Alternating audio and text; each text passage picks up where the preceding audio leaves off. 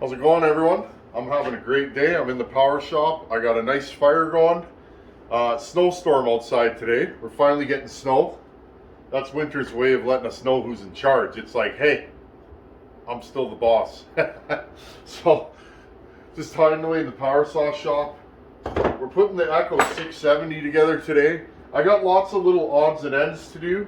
The cylinder we did put on in the last video, I let it dry for a few days and it's just sitting here. Notice I got my ports plugged. David was so generous to donate all these extra parts to this build. I'm going to go ahead and change everything that I think needs to be changed. I don't think the clutch is going to be a problem. We're going to have to spin it off anyways. But the rest of this saw, I'm going to change all the AV mounts. They're quite squishy. And the guide plate, bucking spike, we got all new plastic, we got a new handle. Basically, we're going to make this as new of a saw as we can. So I'm going to bring you guys in and out closer to the bench, and I'm just going to swap some parts as I figure we need them. We'll kind of go over what the deal is with this saw. Okay, so we got our 670 here. I cleaned up the handle as best as I could. We're going to change all of these AV mounts, and look at this, guys. Once again, I finally get to use these wicked T-handles. I'm super happy about these guys. Thank you. Again, you guys are treating me good. I don't take it lightly.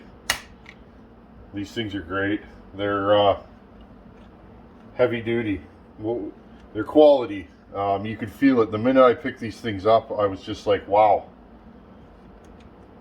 Okay, and I noted these AV mounts were kind of bendy and just not up to snuff. So we're just going to go ahead. Look, we're finding more pitch.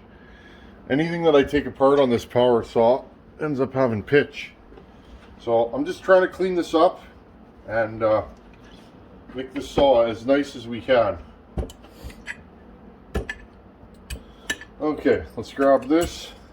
I'm putting this up for you guys. You guys that have Echo 670s, there's not a lot of video on these saws, and you know what? They're nice saws. So my entire idea on this channel was always, if there's something weird on my bench, not that there's anything weird about this saw, but if there's something different on my bench, I'm gonna film it because I think it's important. It might help you guys out.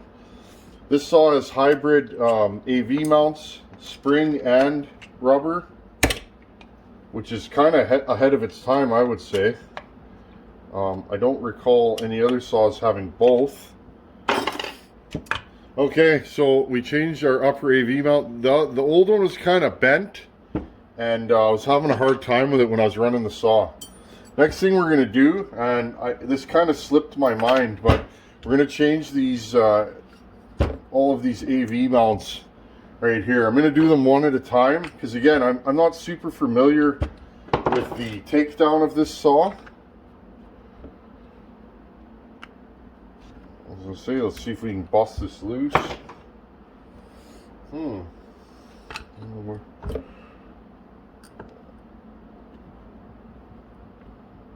we go. Didn't want to cooperate there. Drop the screwdriver. So how you guys doing today? I'm extra excited because I really want to clean up some loose ends in the saw shop here. As you guys know, we're doing some builds for bucking, and I'm actually pretty excited that those builds ended up coming through. We were talking about these builds for quite a while, and it was just a matter of, you know, what does he want and what do I want to build. So we came to the decision of 2 Max, a home light. I was going to do one of my 922s, but both the 922s that I have don't, they both have problems, you know. Mine runs okay, but it's kind of all over the place. It probably needs to come apart and be resealed. So, and again, I'm going to try and save all these parts. Who knows, maybe I'll get another one of these on my bench someday. Anyhow, I'm going to pop out the rest of these mounts off camera. I'll be right back. Okay, I got all the AV mounts changed. This is going to be a nice saw. That was my biggest complaint. The AV mounts on this thing were super squishy. Took the clutch off. Let's put that new clutch on. And let's make this thing as nice as we can. Okay. Just making sure everything fits. Okay. Nice new drum. I see what's going on here.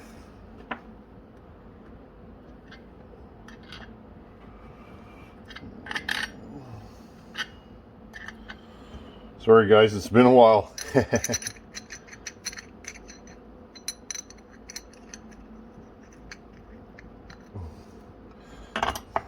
Again, you know this drum's got almost no time on it,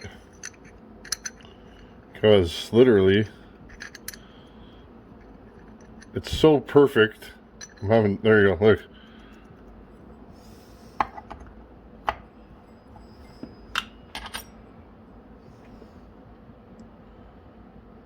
Now, I'm not sure where this washer goes, because again, it's been a while. Let's see what we got here.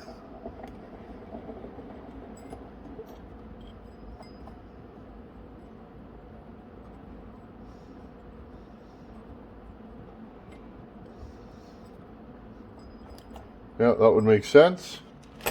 I'm glad David zip tied this together, because then I realized, I don't know if this is an updated clutch or what the deal is, but I'm going to use it.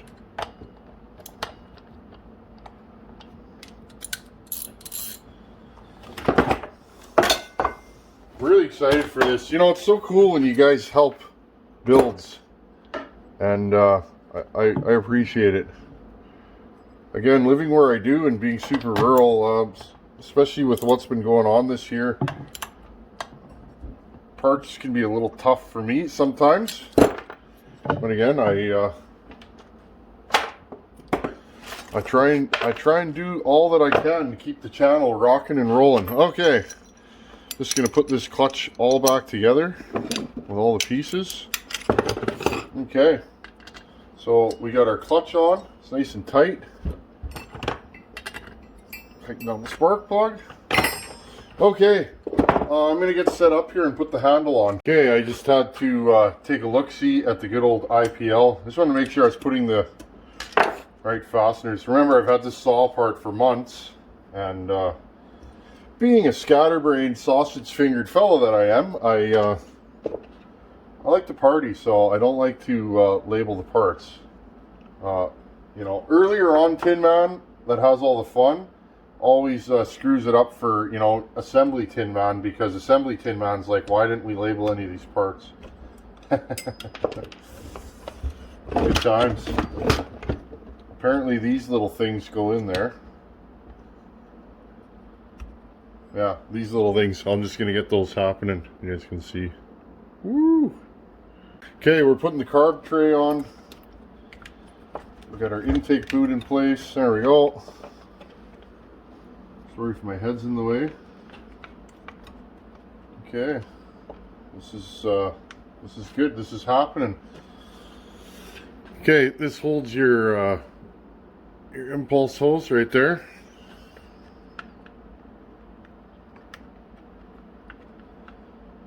This is going to be kind of interesting, I think, to get this in here. So we got to push this. We got to push this over this flange, and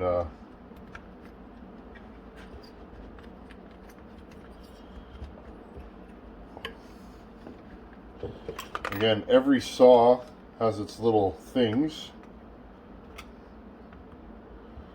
Why should this saw be any different? Again, this is just a nice blunt screwdriver, won't poke any holes. There we go. Just trying to get this flange through here. Again, this is why it's important, if you think your intake's drying out or anything, especially if you're doing stuff like this, you should probably replace it, because for sure you're going to crack it doing stuff like that. Now, here, the oil hose. the oil hose. Let's see if you guys can see this. Oil hose clips in and holds the ground strap down for the kill switch. And then it clips into here. There's that little hole I showed you guys on the top of the crankcase. There we go. Now, if we do this just right. Okay, I just got to line up the kill switch. Okay. Just looking for 4 bolts. I'm gonna mount this all down. We'll put the. Okay, we got our coil here.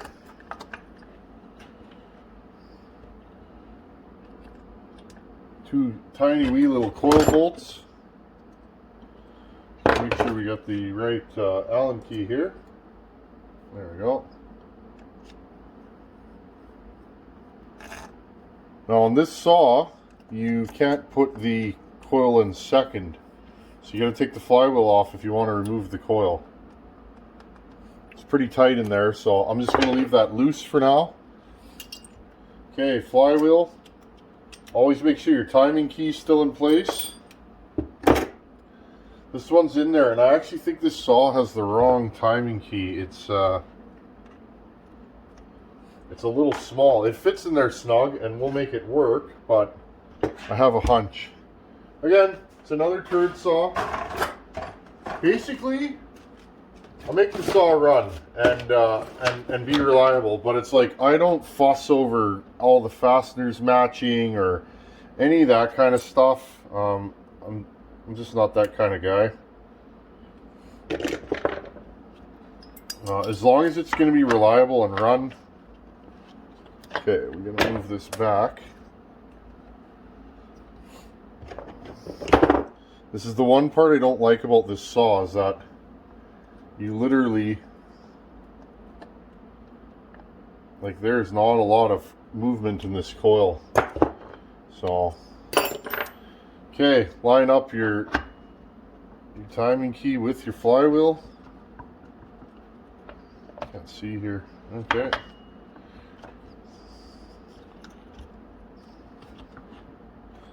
So washer that goes on the outside. Now, see, there's a little bit of play in this. That'll affect your timing. So what I usually do, I want to spin this around. I want to spin this around until it's as advanced as it wants to get. See? Alright, so it'll hit the coil sooner, is what I want it to do, not later.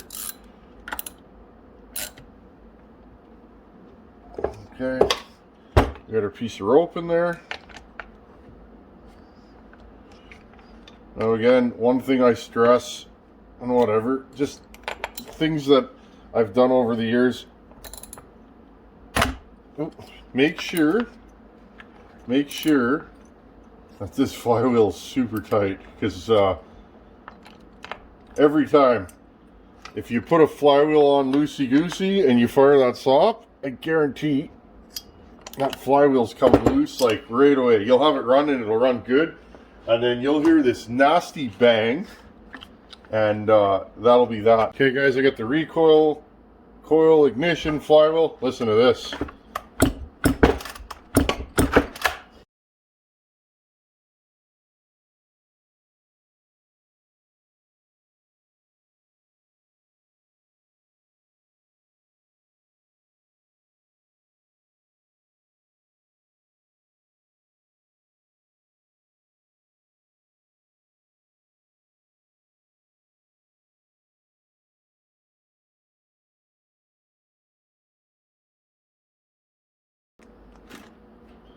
Oh, look at that.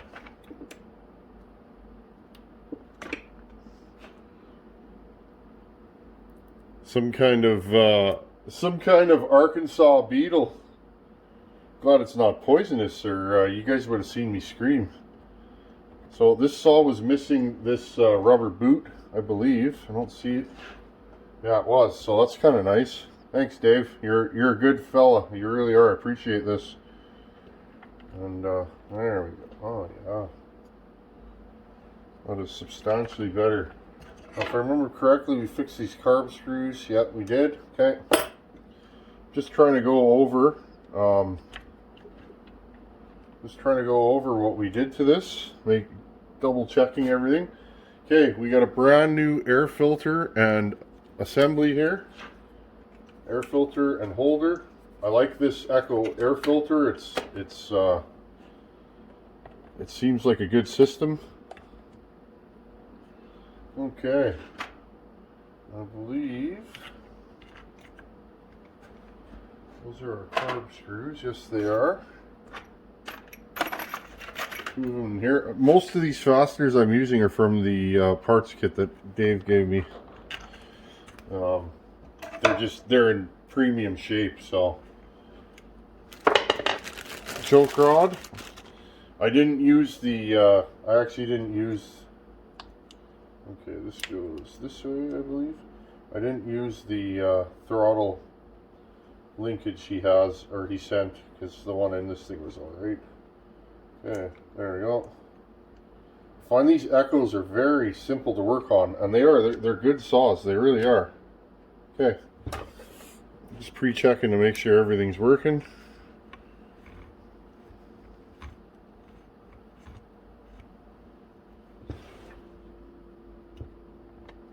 There we go. Wow, this thing's a million times better than when we started. It's incredible. It's pretty cool. Parts came from all over to make this thing work. And again, my buddy gave me this saw, and a few of you have donated all the parts it took. There we go. Put our air filter on. Actually, give me a second here. Well, it's time. I still gotta drill and tap that one screw hole, but for now, I just want to get this saw running, and we could finish the little, we can finish the nitty-gritty stuff after. I think it's time we heard this thing purr. Again, the last mount goes on the top cover, which is kind of an interesting setup. There we go. Okay. Again, I tried to leave all the best fasteners for the top cover. This one here, I believe.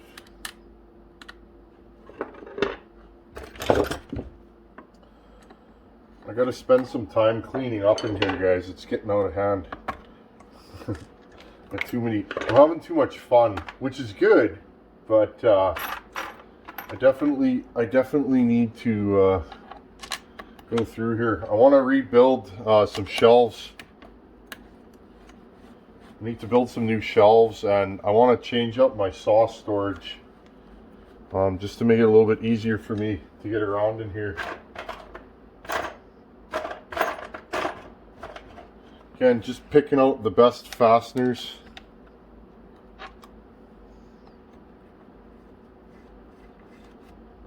Oh yeah. This thing doesn't look half bad now.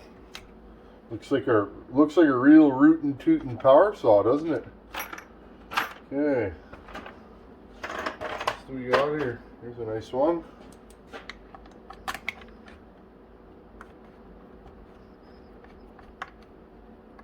I almost feel like if we fix this hole, this stripped hole, this thing will be too nice. What do you guys think? Okay, and we got one fastener to go in the top here. I'll use this one. That's the last mount up there. Now, a lot of these mounts were broken, damaged. When I was running this saw before testing it, it was like a wet noodle. It was all over the place. Wow. What a difference. Okay.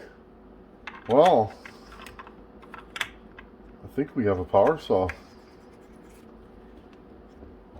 I'm gonna put my jacket on. Let's go outside. Fire this thing up for the first time. We'll even put the chain brake on. Okay friends, Echo CS670. I pulled it over 7 or 8 times just to prime it. Let's see if this thing starts.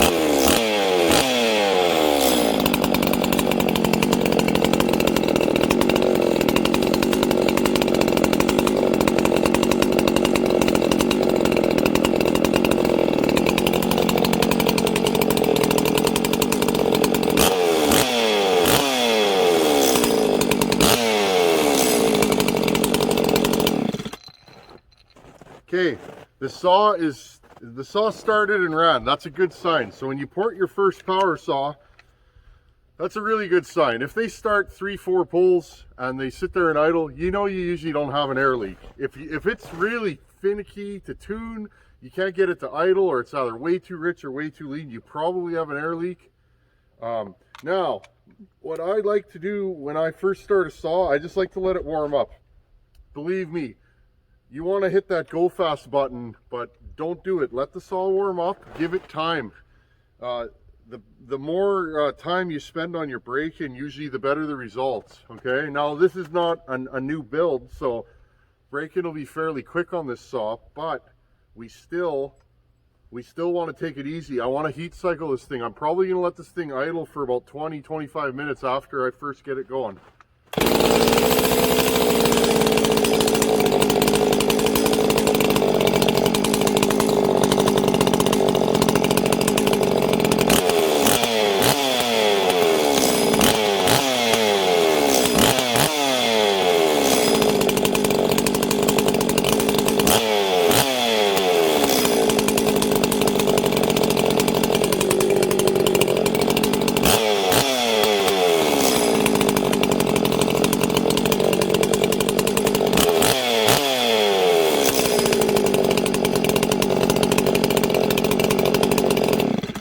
Okay friends, I'm going to let this thing idle for a bit, and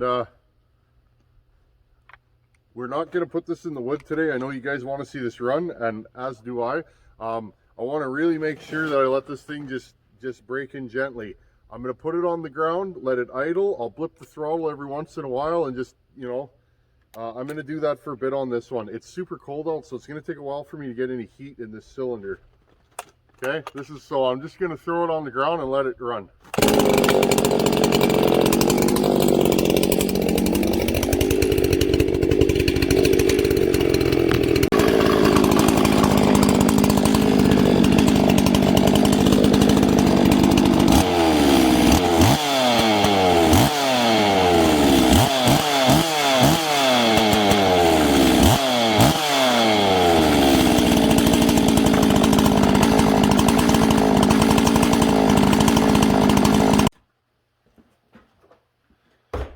Okay, it's later on in the evening. I'm tired. I need something to eat. I put together a couple saws together today, and I think I got Buckin's Super Pro 70 beat, so we need to put that in the wood. Now, what is left on this power saw?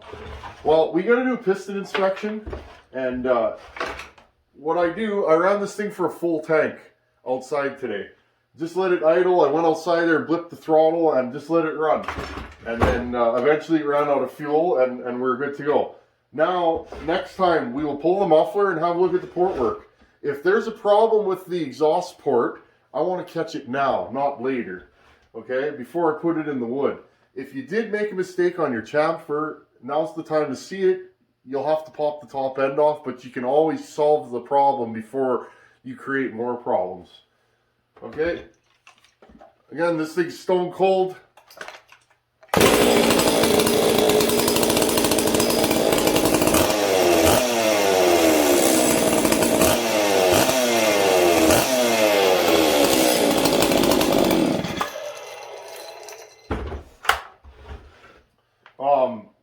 Way more throttle response. It lights up right now. You can see it's just sending the air. I hope you guys can see that on film.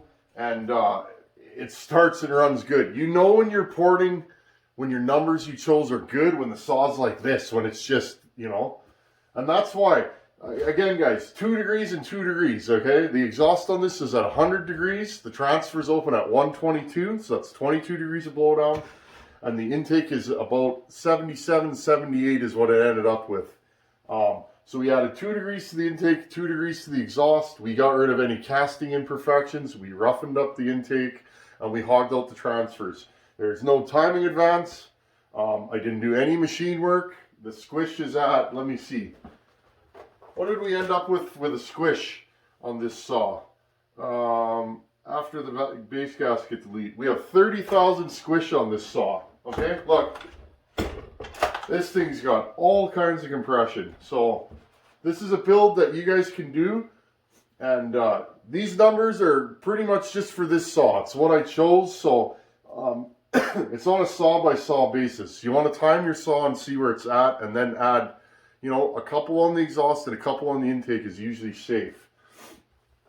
So in the next video, we will do a piston inspection, and we gotta, if everything looks good, and I'm sure it will, we're gonna put this thing in the wood. Stay tuned, guys, because this is a special saw, and I have a special plan for this saw. And once we know it's good, and it's run up and it's broken in, we're going to do something special with this saw. So please stay tuned. I think you guys will enjoy what's going on with this one. Anyhow, thank you to everybody that helped out with this project. Thank you to everybody that watched. And I had a blast doing this, and I'm super glad that you guys enjoyed it too. As always, thanks for watching. Take it easy. Later, guys.